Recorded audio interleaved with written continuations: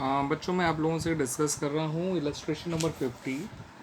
देखिए बच्चों, इसमें कहा है कि ए और बी पार्टनर्स हैं फॉर्म में और उनका पुराना रेशियो गिवन नहीं है, take it as equal. Balance sheet में WCR दे रखा है 5600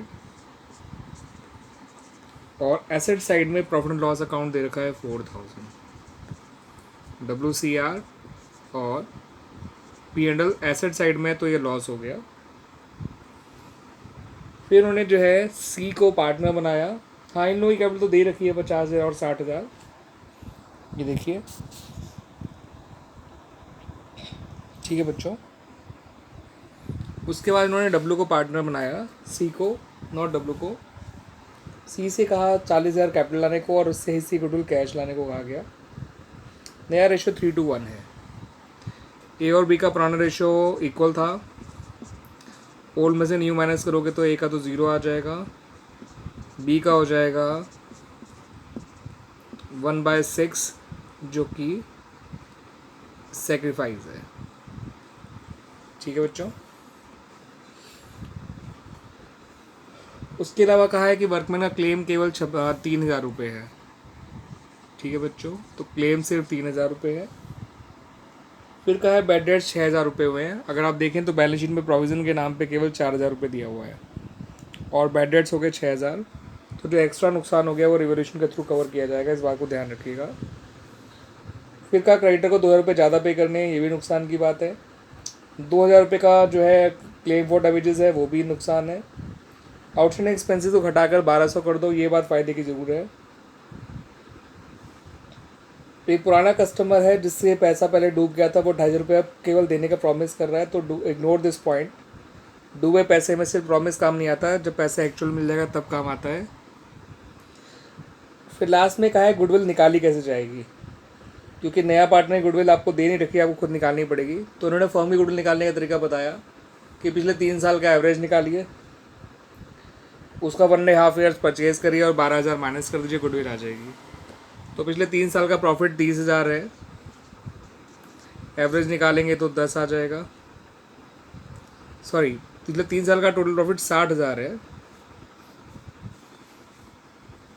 एवरेज निकालेंगे तो 20 आ जाएगा। इनटू 1.5 करोगे तो आपका 30 आ जाएगा, उसमें से 12 माइनस कर दीजिएगा, पूरे फॉर्म की टोटल 18,000 आ जाएगी। 18,000 में उसका हिस्सा 1/6 है नए पार्टनर का, उसके हिस्से की गुडविल 3,000 आ जाएगी।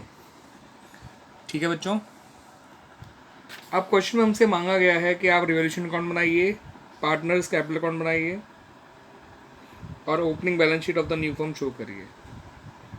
हाँ, वैसे मैं यहाँ पे एक चीज़ क्लियर कर दूँ, नया पार्टनर गुडविल लेके नहीं आया है। इस क्वेश्चन में लिखा है कि he was unable to bring his share of goodwill in cash. इस बात को ध्यान रखिएगा बच्चों। तो आइए पॉइंट्स को डिस्कस कर लेते हैं। रिवोल्यूशन अकाउंट जब बनाएंगे, देखिए बच्चों, पहले पॉइंट का रिवोल्यूशन से कोई मतलब नहीं है, दूसरे पॉइंट का भी रिवोल्यूशन से कोई मतलब नहीं है, एंड इवन तीसरे पॉइंट का भी रिवोल्यूशन से कोई मतलब नहीं है, क्योंकि वर्कमैन कंपनसेशन रिजर्व अच्छा खासा है, क्लेम से ज़्यादा है, तो उल्टा WCR बच जाएगा फॉर द पार्टनर्स। हाँ, चौथे पॉइंट का रिवोल्यूशन से जो है संबंध जरूर है। वहाँ कहा गया है कि बैड डेट्स 6,000 हुए हैं जबकि प्रोविज़न सिर्फ 2,000 था। तो आप देख सकते हैं रिवोल्यूशन टू बैड डेट्स 2,000 रुपये लिखा गया है, क्योंकि 6 में से 4 तो प्रोविज़न ने कवर कर लिया, बाकी 2 रिवोल्यूशन को लिखना पड़ा।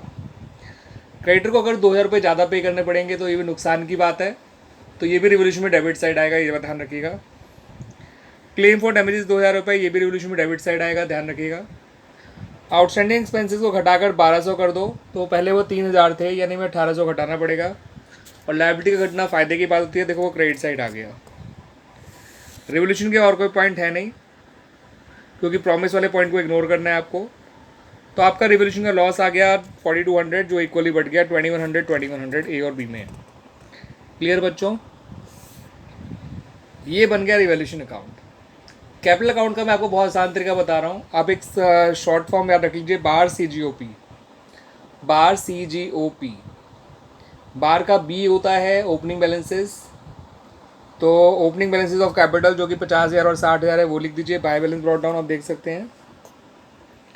ए से होता है एक्यूमुलेट के प्रॉफिट एंड लॉसेस, तो एक्यूमुलेट के प्रॉफिट से, हाँ, accumulate profit losses and reserve. तो रिजर्व है यहाँ पे आपका 2,600 रुपये, जो बच गया था वो 1,300 रुपये बांट दिया, ये देख लीजिए।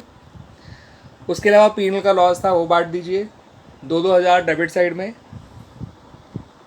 आर से होता है रिवोल्यूशन का प्रॉफिट या लॉस, तो इस क्वेश्चन में लॉस हुआ था तो देख लीजिए टू रिवोल्यूशन 2100, तो बार कंप्लीट हो गया। सी से कैपिटल ऑफ न्यू पार्टनर जो कि 40,000 है, वो उसके अकाउंट में लिख दी गई बाय कैश अकाउंट। डी से गुडविल का ट्रीटमेंट जो प्रीएफजी के थ्रू तो नहीं, इस बार करंट अकाउंट के थ्रू होगा सी के, और केवल बी को दिया जाएगा बिकॉज ए ना सेक्रीफाइस करा है ना गेन। तो 3,000 जो सी के सी गुडविल आई थी वो बी को दे दी गई by C is current account, ये देख लीजिए। ओ से अदर्स, फिलहाल अदर्स में ऐसा कुछ है नहीं। फिर लास्ट में फिर से बी आ जाएगा, सी जी ओ पी नहीं सी जी ओ बी, यानी बी फॉर क्लोजिंग बैलेंस इस बार, और क्लोजिंग बैलेंसेज आ जाएंगे सबके। ए का आ जाएगा इस तरह से, आप देख लीजिए 50 में 1,300 प्लस के 51,300, 51,300 में से 2,000 4,000 गया तो 47,200 आ गया, 4,100 माइनस किया तो ऐसे बी का 60,200 आ गया, सी का 40,000 आ गया। Now come to the balance sheet. Balance sheet में क्रेडिटर आप देखिए पहले थे आपके 30,000, अब बढ़कर हो गए 32,000, क्योंकि आपके क्रेडिटर जो हैं 2,000 बड़े हैं। नई लाइबिलिटी आई है वो क्लेम डैमेजेस का क्लेम, वो 2,000 रुपये आया। आउटस्टैंडिंग एक्सपेंसेस 1,200 रुपये है, आप जानते ही हैं बच्चों, क्योंकि 30,000 से घटा के उसको 1,200 कर दिया गया था। वर्कमैन कंपनसेशन क्लेम जो है वो लिख दिया जाएगा जो कि 3,000 रुपये है। ठीक है बच्चों, इस तरह से आपकी लाइबिलिटी साइड कंप्लीट हो गई। Come to the asset side. Asset side में कैश का पुराना बैलेंस था 10,000 रुपये, और नया पार्टनरशिप कैपिटल लेकर आया था 40, तो 40 और 10 50,000 हो गया। स्टॉक में कोई चेंज नहीं हुआ था, एज इट इज़ BCR आ जाएगा।